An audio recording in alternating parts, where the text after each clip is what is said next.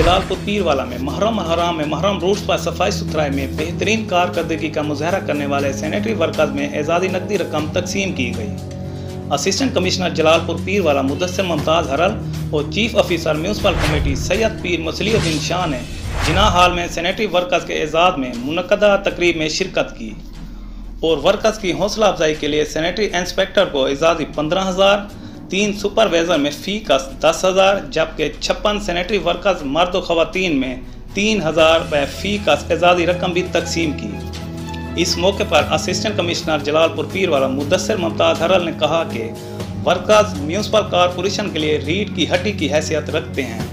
बेहतरीन कारकर्दगी पर सैनिटरी वर्कर्स खिराज तहसीन के मुस्तहिक हैं। हुकूमत पंजाब की हिदायत पर अमल दरामद करते हुए शहर को सरसब्ज और साफ़ सुथरा बनाया जा रहा है। शहरी अपने इर्द गिर्द ज़्यादा से ज़्यादा पौधे लगाएं ताकि माहौलियाती आलूदगी का खात्मा मुमकिन हो सके।